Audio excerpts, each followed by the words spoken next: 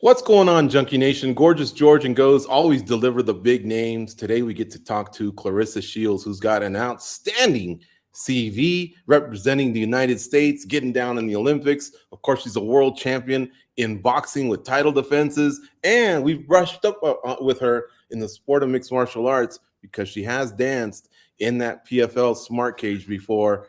Claressa, how are you? I'm George. That's Goes. Pleasure to have you on Junkie Radio. Thank you guys for having me, and I'm doing well. All right, cool. Merry Christmas, happy holidays. Isn't it great that we're getting close to such a beautiful holiday? And of course, we're going to talk about that in just a second. But are you going to be with family and friends, or are you already there? Or? Yeah, I'm with family and friends now. Getting ready for the Christmas giveaway that I'm having. The annual Christmas giveaway is this Saturday, 12 to 4 p.m. at the Fitness Gym, and then I'll be getting Christmas gifts for my kids after the Christmas giveaway. And then I'll be having a Christmas dinner with my family on Christmas Day. And then the next day I go on vacation. Oh, yeah, where are you going? I'm going to Florida for a couple days. Oh, okay. All right, cool. Well deserved. But let's talk about that. The 4th annual Claressa Shields Toy Drive. And it happens this Saturday, folks. So it's in Michigan. So when I say 12 to 4, we're talking Eastern time, all right? Yes. And it is at the at Fitness Center or AT Fitness? Okay, at Fitness. 2189 Coldwater Road, Mount Morris, Michigan. Check it out. And so, Claressa, talk about this. Let's start off with a really cool story. I mean, you've done this 3 years now, and I'm sure you've given away a lot of things and put a lot of smiles on kids' faces. But is there one or two that stand out that just reminds you, God, this is so special here, that interaction, that connection, what we're doing? You know what? Last year we had a long line of kids. We always have a long line, but it was snowing out. It was coming down, and inside the building was packed. And I had on my clothes and stuff, and I went out there just to talk to everybody. And what I seen was a lot of the kids didn't have on gloves and hats. So I ran back on the inside. I grabbed gloves and I grabbed hats. And they had been sitting out there maybe like an hour because it was so full, and they were already, like the line is long. So I'm giving them hats, I'm giving them gloves, and I'm hugging people and stuff. And one of the kids said to me, like, this is the nicest thing anyone has ever did for me this year. And I just was like, oh, I wanted to jump to the front of the line. But it was just so packed, and we had to had a certain order of operation, because you don't just come pick up a toy. But through our Christmas giveaway, we're giving out food baskets. We got clothes. We have hygiene and combs, for your hair. Then you can pick a toy. We got Santa Claus inside. We have a live band singing the Christmas carols while we're in there. So it's just very special. And I just remember another story of just a girl getting a box of mac and cheese, and she was just so happy, and she was like, I'm gonna cook this for us. And she wasn't nothing but like 13, 14. And just like the excitement in her eyes to see a box of mac and cheese, it was like that we're really doing a lot, for the families during this time. As small as a box of mac and cheese, like it only costs, I don't know, $3 at the store, but to see that, her and her family couldn't afford that, and it's just like she was just so happy and grateful. And that's why I do it, just to give back. And I don't want anybody to feel left out during Christmas time. During Christmas time coming up, my grandma used to cook all the time for us. But before then, when it was Christmas time, I would always get a Barbie doll, one of those big Barbie dolls, right? And it would be black. And I got it for like 3 years in a row. And I never liked the doll. And so one year, I was probably about 12, and I opened up my Christmas stuff. And then I opened up this freaking big doll again. And I was like, Mom, why do you keep getting me this doll? I don't want a doll. And she's like, well, what do you want? I'm like, a race car. Why do you get the boys the remote control cars, but then you keep getting me a freaking Barbie doll? I don't want to play with this doll. So every year, I would break the arms and the leg off the doll and take the head off. So Mom got the message that I didn't want a doll. But after that Christmas, my mom would give me a remote control car. Right. So it was more of like we were fortunate enough to where she can go and find me a remote control car somewhere. Yeah. But it's like during our Christmas giveaway, we also want the kids to get what they want. So we let them go back there and we have a no adult policy in the back. So the adults can watch their kids go and pick their gift, but they can't come back there and pick the gift for their kid. And that's a part of which is very great too, because some of these parents want their kids to get a hoverboard, but the little kid want a basketball. So Right. we just enjoy that type of stuff. Well, that's great that you injected, something from your youth, your a memory from your youth, and applied it to the toy drive. And how about the fact that I was sitting here, thought maybe something related to toys was going to happen, and then all of a sudden I started tearing up because that's one heck of a story.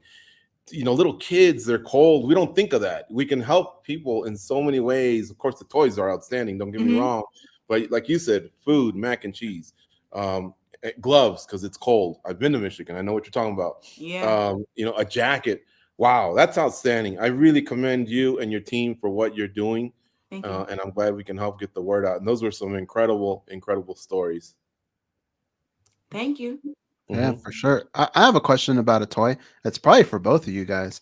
Clarissa, you might have touched on it with the remote control car, but do you remember a toy that you always wanted as a kid and it just never came? A toy that I always wanted but never came. No, I got the remote control car Yeah. the Christmas after. And after that, my mom started asking me like, "Well, what do you want for Christmas?" Or, let's write a letter to Santa type of deal. And I would write what I wanted on there. So that was more of like a communication between me and my mom. And I mean, we don't really know it, but a lot of parents don't have that relationship to really even be talking to their kids, because if a kid go to school from 8 to 3 p.m. and then they're at the after school program till 6. I mean, what they get home and then they got to be in bed by 9. You got 3 hours with your kid if you're not working. So Hmm. a lot of people don't really know what their kids want.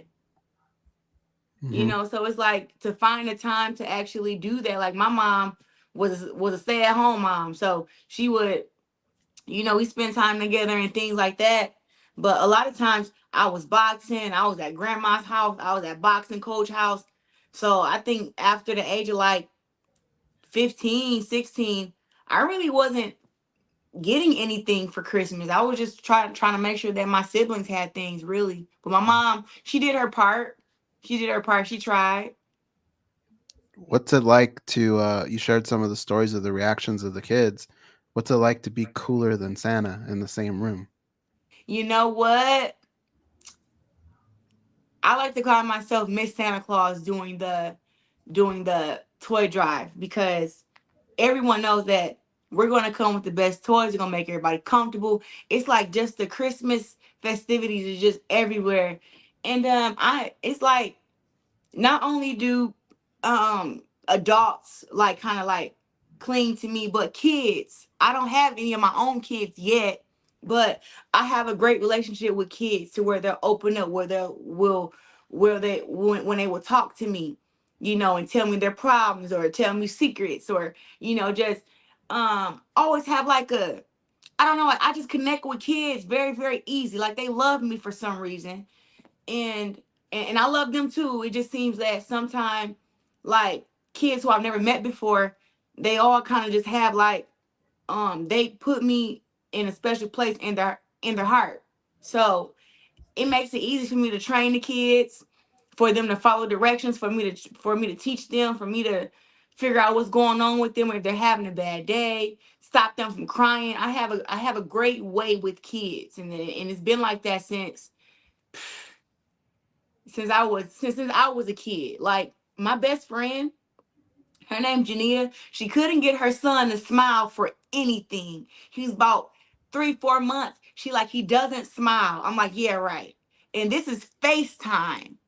And we're on FaceTime, and I said something to him, and he just bust out laughing. And she was like, oh my God, what did you say? So she started getting screenshots of me and him on the phone and him laughing. And she was like, this baby has not smiled in 5 months. I said, well, now you know what to say. And I think I said something like, duh. I just was messing with him through the FaceTime, and he just busted out laughing. So from there, she just took so many pictures of her saying what I said to him, and then he would smile. So I have a way with kids. It's weird. World Very weird. boxing champion Claressa Shields joining us here on MMA Junkie Radio. We're talking about the 4th annual Claressa Shields Toy Drive. It takes place Saturday, December 23rd, 12 to 4 p.m. Eastern. And this takes place in, at Fitness, Yes. 2189 Coldwater Road, Mount Morris, Michigan. If you're close by, go. Claressa, how big does it get? How many kids do you expect, I guess? It sounds like this thing is like one heck of an event. It gets bigger every year, so I know last year is about like 1,500, 2,000 kids. Wow. So it's going to be more than that this year. Because they always know to get there early. The line wraps around the blocks, and it's going to be hot out. It's going to be a Saturday. Like right now in Michigan, it only snowed one time. It's not going to be snowing Saturday.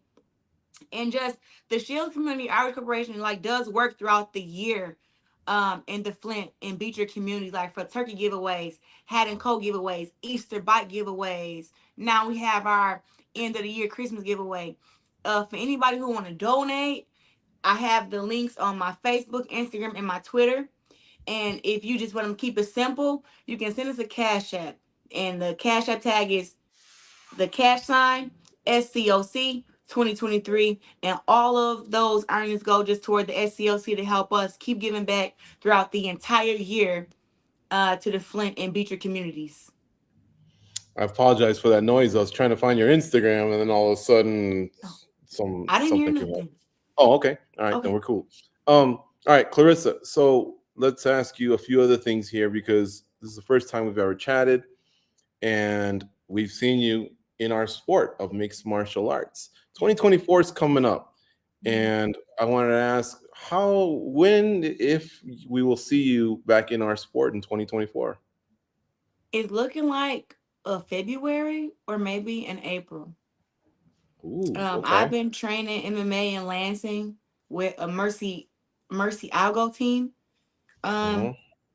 for the past few months. And so I'll continue training with them. I've been learning a lot. Yesterday, I had my wig on. I sweated my wig off. That's why I have this hat on right now. Because we did nothing but groundwork and off the cage work and fighting people off your back work. And it is just some of the hardest work to do. So I don't really get to use my boxing as much as I would like. But I'm getting stronger in those other fields that I'm not strong in. I can't say that I'm not strong in the ground, but I will be. I'm stronger than what I was. So it's like I'm just going to keep building from there, building with the wrestling, building with the jiu-jitsu, getting more knowledgeable of what to do and what not to do. And I just been grinding and working hard. So I believe February or April, you'll see me back in the PFL Smart Cage.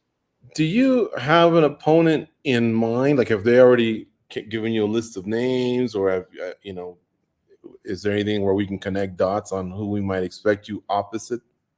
No, I just get ready. I feel like it's stressful, right? When they give you a list of names and then you go look at the names and then you look at all these opponents and see what their strengths are. It's like, I don't ever pick my opponents. I let the PFL and the matchmakers do that. It's just my job to get ready. That's it. And rather I'm in there with somebody who's experienced. Like my first MMA fight, the girl was a brown belt in jiu-jitsu, held me on the ground for the first 10 minutes of our fight. And I wasn't able to get up because she had me in a grapevine with my legs spread out. I've never been that before.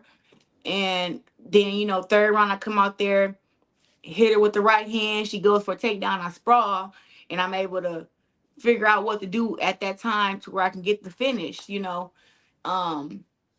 But it's I don't ask them.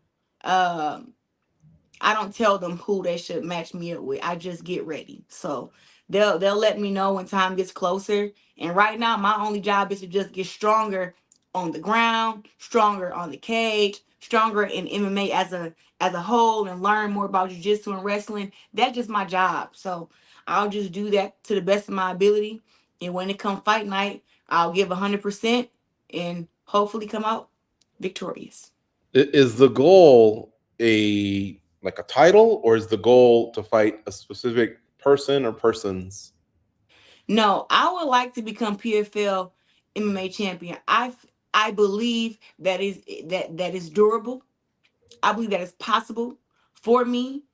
Um, Give me some years of training, give me some years of just really making MMA be a priority. I believe that I can be PFL world champ and boxing world champ at the same time. That's my overall goal. I like I know it's big, but I feel like it's achievable 100% for me. Hmm. So, like in this instance, I guess it would be like Larissa Pacheco's where you want to be at some point. Yeah. People talk about how strong she is um in MMA and everything, and as strong she is in her punching. I don't think that Larissa Pacheco can beat me in a boxing match. Nowhere Mhm. near.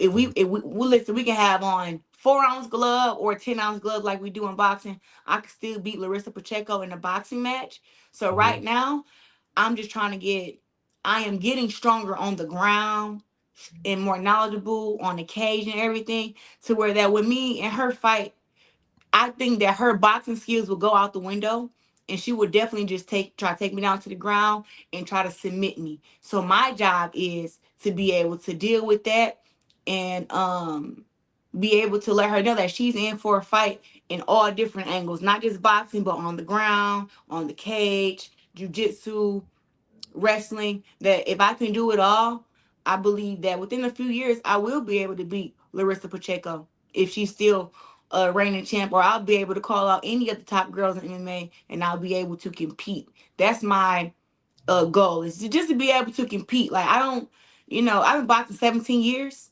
so it's like I'm a vet at boxing. I have 2 Olympic gold medals. I fought against women across the entire world, Yep. in boxing. In MMA, is not the same. But with me having boxing as just my thing that I'm great at, I can add everything else to my boxing. And I believe that it's durable, that it's possible to become PFL champion and to fight against some of the top girls in MMA and to win. Long as I just get my experience in and just keep working hard. And when and we'll see what happens. But um knowledge is power. So the more I learn and the more I do, I feel like it's gonna give me a better chance against anybody. Is there a dream matchup between, let's say, Pacheco, Kayla Harrison, and Cris Cyborg? Since now Bellator is coming over to PFL, is there one that just really gets you a little more pumped than the other two? I mean, I like fights that I feel like are scary, that gets me excited. Mm-hmm. And the fight that I see as being the scariest fight for me in MMA would be me versus Cris Cyborg. Like Ooh. she's a GOAT in MMA and I'm a GOAT in boxing. And we both have multiple world titles in our field, right? I feel like that fight there would be the fight for me that would be like that's the biggest fight in a fight that I get up for. Like Yeah. listen, I would get up for a fight against Kayla Harrison and Larissa Pacheco. Those girls are badasses. Like they're good at what they do. But it's just like Cris just seems like she's a beast. Like her name in my phone is Cyborg the Beast. Like she's a beast at MMA. Um that I think if I had to pick a dream fight, it would be against her because I feel like she is better than Kayla and she's better than Larissa. Mm. All right. Clarissa, earlier we talked a little bit about Pacheco and her boxing, and there have been some MMA people that have been doing a little bit more boxing. And if you look at a couple years back, wasn't too good. It's getting a little better, but I kind of wanted to get your take. What do you think of MMA fighters and their boxing now? Has it improved a little bit? And primarily, Cris Cyborg, she's done boxing. How do you think she looks? I'm in the ring with Cris and I've sparred against Cris. She's strong. But I think boxing mechanics and MMA mechanics, when it comes to boxing, it's just two different mindsets. So when the fighters who can learn the boxing mindset of boxing, they'll be better at it. Uh, I, I think Larissa Pacheco has good hands in MMA as far as in boxing. I think that her hand speed and her punch placement is very good, and she's strong, and she believes in her punching power. Um, I think that's how she won the fight over Kayla Harrison, with her boxing and her punching, especially when they're on the ground. Um, I think that the more they actually do boxing and spar against boxers, then they'll understand the art of boxing. Because I feel like boxing and MMA is completely different than actual boxing inside the ring. Mm-hmm. Yeah. And so earlier in the interview, you talked about this is my job. And I'm curious, I know with boxing, you probably have a love for boxing. You've been doing it a long time. Have you developed that love for MMA as well? Or does it just kind of feel like something that just has to be done? I love fighting. You know, I don't like the fact that I have to say like there's other girls in MMA that can beat me. That kind of angers me a little bit. Like, ugh. Like she could beat me in a fight because she knows more of the things that I don't know. But she can't beat me in a boxing match. But it's like me, I want to be like the best fighter in the world. It doesn't matter if it's MMA or if it's kickboxing or if it's boxing. It's like I want to be the best. So when it comes to MMA, it's like I have a love for just fighting, period. But I haven't. But it's like I just love boxing. I grew up doing it. I'm great at it. I've always been good at it. It came to me very easy. MMA, I'm starting to develop more of a love for it. You know, more of a love for the soreness that comes with the wrestling. The recovery that comes with it after a long day of training. Uh, just learning. So just learning that makes me more comfortable, and it makes me like have a love for the sport. Because all I did yesterday was groundwork. I don't think I threw any punches. Last one from me. And just a little statement before I say that. I do want to say of boxers coming in MMA, we really appreciate how much time you've devoted to it and how respectful you've been of the sport.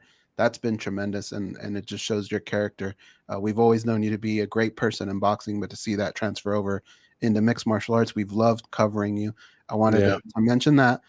And then also, I just got to thinking while we were talking about this, and um, it takes time to learn that ground game. We all know that. But would you PFL thinks outside the box a lot? Would you ever be open to like a mixed rules matchup? What I've heard about that, but it's like, uh, what are we doing? Creating are we creating another sport? I don't know what you mean by when you say mixed rules. Like An what? MMA fighter named Demetrius Johnson. He fought the first round Muay Thai. They just wore the 4-ounce gloves, and he fought a world Muay Thai champion. And the first round was decided it was going to be stand up, so they just fought Muay Thai. And then after 5 minutes, they went to their corners, and when they came back, it was MMA. Had there been a third round, it would have been Muay Thai. Like so. That's what they did. Um, and of course, we thought, oh, he better not mess with Muay Thai because it's not going to go, good for him. But he actually held his own, and he lasted the 5 minutes, and then he came back in round two, I believe, and won the fight and shut it down. But it was really, really interesting. When he did the post-fight interview with us, he said, "Man, I'm here to test myself. I wanted to be just like you said, Clarissa, because he's an awesome guy, a great fighter, one of the Yeah, greatest Mighty Mouse. ever. Mighty Mouse. Yeah, he said, I need to be scared. Otherwise, it doesn't get the juices flowing. So he wanted to throw some elbows and knees and get down with this world Muay Thai champion, and not just survive 5 minutes just so he could get to the MMA portion. So I think that's what Goes is talking about.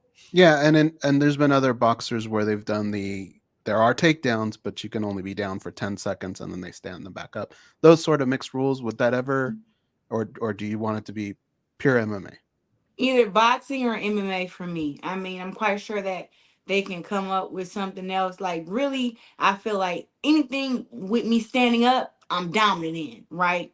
Whether that's kickboxing and we don't go to the ground, but kickboxing and boxing is still the same. The mixed rules, I don't know. I mean, I rather mentally for me, I rather just know, am I doing MMA or am I doing boxing? Because I really have to still do both. And I don't want to be in a boxing match and throw a kick or throw a knee. And I Right. don't want to be in MMA only thinking boxing. So it's like, for me, it's just like a thick line between them. It's like we're training MMA, we're training boxing. Like, they're not the same. I feel like with the mixed rules, it will like kind of mix everything up for me. And mentally, I would have to do more work to separate the two, because now we have them mixed up with, okay, we got boxing, but we also got this. You know what I'm saying? So I'd rather just do either MMA or boxing if it was me. It was a pleasure to have you on our show. Sorry we took up probably an extra 10 minutes Yeah, that okay. you're used to, but we enjoyed the chat. Good luck on Saturday. We think it's outstanding what you're doing for the community. I hope it's thousands of kids, like you said, going home happy with everything they ever wanted, just like Yay. little Claressa Shields with her car, right? I guess it was. You said you want a remote control car. Yeah. Hopefully it's that type of happiness, and hopefully we can talk to you soon in the future. All right. Thank you.